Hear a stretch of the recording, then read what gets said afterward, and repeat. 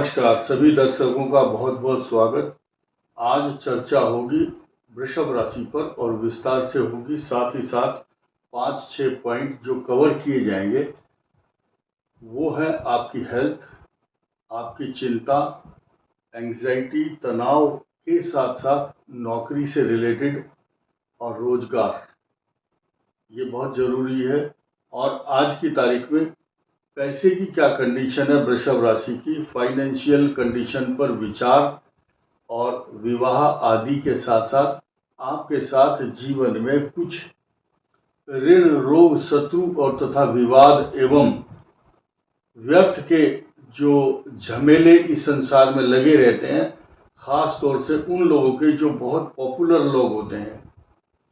तो एक एक चीज को कवर करने की कोशिश और कम समय में कोशिश कर रहे हैं। देखिए, पहली चीज ले लो हेल्थ को। आप वृषभ राशि के जातक हैं तो आपका जो मून है वो फर्स्ट है और 3 नक्षत्रों से मिलकर बना है, और ये है कृत्तिका, रोहिणी और मृगशिरा।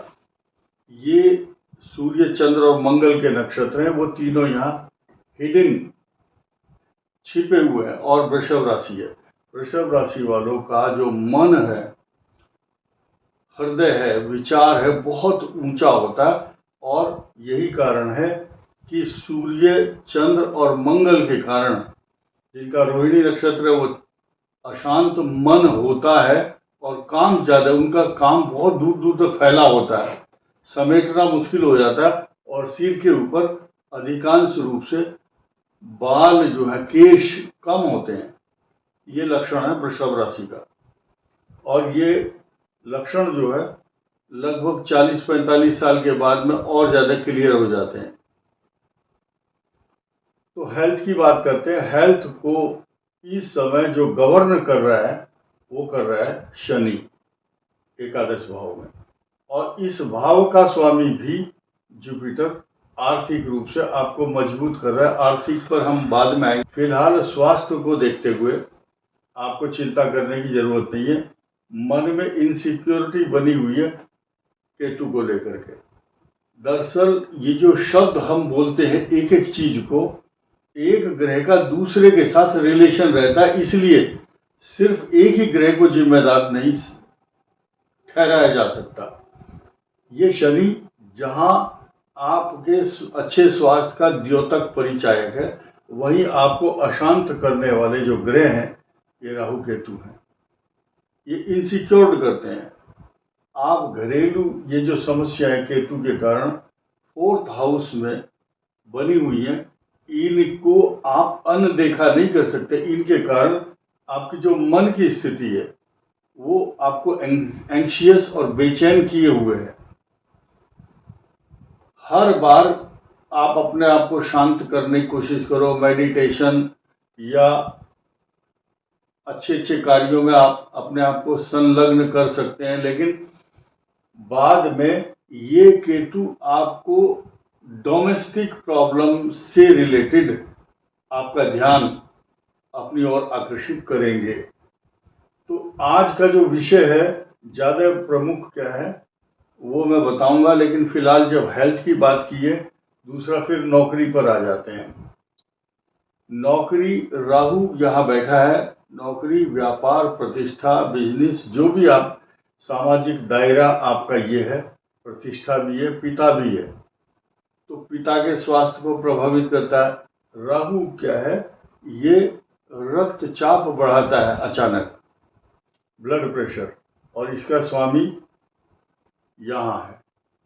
तो कुल मिलाकर के अभी इस राहु को बृहस्पति के द्वारा दृष्ट होने के कारण काफी बीच बीच में आपको राहत महसूस होगी, लेकिन स्थानांतरण से जुड़े हुए मामले या सरकारी उलझने आपको अभी 6 दिसंबर 2026 तक अपना काम ठीक से करने नहीं देगी।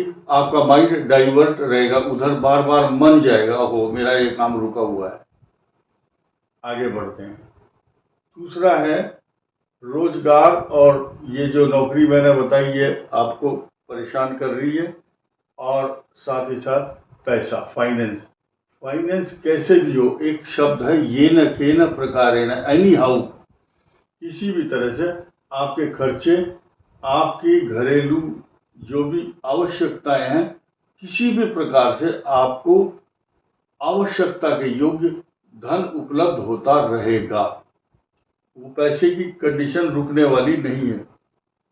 और जहां तक मैरिज का प्रश्न है, मैरिज से रिलेटेड मामले अगले महीने अक्टूबर से शुरू हो जाएंगे और ये मामले तेजी से चलेंगे और शादी, विवाह, सगाई, ये इस प्रक्रियाएं, तो लड़की है चाहे लड़का है, किसी के लिए भी रुकने वाला नहीं है ये प्रोग्राम। तो ये क्लियर हुई। और उसके बाद विवाद, ये छठे भाव में शत्रु स्थान पर मंगल का जो प्रभाव है ये आपको देखने को मिलेगा। ये शत्रुओं को पराजित करने वाला है यहाँ पर, लेकिन शत्रु होंगे, इसका मतलब ये है शत्रु होंगे तभी तो पराजित होंगे, यानी कि शत्रुओं की वृद्धि का एक कारण बन रहा है, तभी तो शत्रुओं पर विजय प्राप्त करेंगे आप। ये सब्जेक्ट जो है मैंने क्लियर किया और साथ ही साथ आपको अब बताना जरूरी समझता हूँ मंगल का जो प्रकोप है तो किस तरह से वृषभ राशि को देखने को मिलेगा। ये 13 सितंबर से और 27 अक्टूबर तक मंगल इस राशि पर पूर्ण दृष्टि डालेंगे, वृषभ राशि को देखेंगे। तो जिन जिन समस्याओं के कारण आपके मन में व्यथा पहले से चल रही थी, आप ऑफेंसिव हो जाएंगे, लेकिन नाक, कान, गला, ईएनटी प्रॉब्लम और आपको टॉर्चर करने वाला जो मंगल ग्रह है, आपके चेहरे पर उदासी या चेहरे से संबंधित कोई ना कोई कष्ट, दांत के रोग, आंख के, कान के, ये रोग उत्पन्न करता है। तो इस तरफ आपको ध्यान देना है। अब मंगल का प्रकोप क्यों लिखा है, इसको थोड़ा सा समझना होगा। ये 28 अक्टूबर तक मंगल जब वृषभ को अष्टम दृष्टि से देखता है, अष्टम दृष्टि मारक होती है, कष्टकारक होती है, लेकिन उसके बाद जब मंगल यहाँ पर आएंगे तो इस मंगल का जो प्रभाव वो फिर यहाँ पर होगा 180 अंश। और बात यहाँ थमी नहीं है, फिर जब मंगल यहाँ आएंगे अष्टम भाव में, ये मैरिज लाइफ को डिस्टर्ब करते हैं या आपके स्वास्थ्य से संबंधित गुस्सा, चक्कर आना, संतान से जुड़े हुए मामले और अशांति, तनाव, रोग उत्पन्न करता है। यहाँ मंगल आने के बाद बहुत सुखी बनाएगा आपको, लेकिन यहाँ आने के बाद मंगल फिर आपकी राशि को देखेंगे, इसलिए शब्द लिखा है मंगल का प्रकोप। यहाँ ये 3 हाउस लगातार मंगल का जो दुष्प्रभाव और फिर कुछ राहत कुछ दिन के लिए, 1 महीने की, फिर यहाँ पर मंगल, तो ये एक प्रक्रिया चलती रहेगी। लेकिन मैं यहाँ जोड़ना चाहता हूँ इस संबंध को, जहाँ मंगल का प्रकोप है वहीं सूर्य जो है नीच राशि में प्रवेश कर रहे हैं 17 तारीख को। ये 17 तारीख को प्रवेश होगा दोपहर 1:45 पर। इस भाव का स्वामी है सूर्य, नीच राशि में चले गए और इस भाव का स्वामी यानी कि आपकी राशि का लॉर्ड खुद और छठे भाव का स्वामी ये भी नीच राशि में जाने के कारण वीनस ये अच्छे परिणाम नहीं दे रहा। अब 2 ग्रह एक साथ नीच राशि में गए और मंगल चला गया आपके 7, 6, 8, 9 और उसके बाद 1 महीने बाद फिर 10th हाउस में वृषभ राशि पर मंगल का प्रकोप अभी सन 2026 में भी अभी आपका पीछा छोड़ने वाला नहीं है। कभी सूर्य भी शत्रु जैसा व्यवहार करता है वृषभ राशि से, और मंगल ग्रह के भी जब दृष्टि होती है तो अच्छा प्रभाव नहीं पड़ता।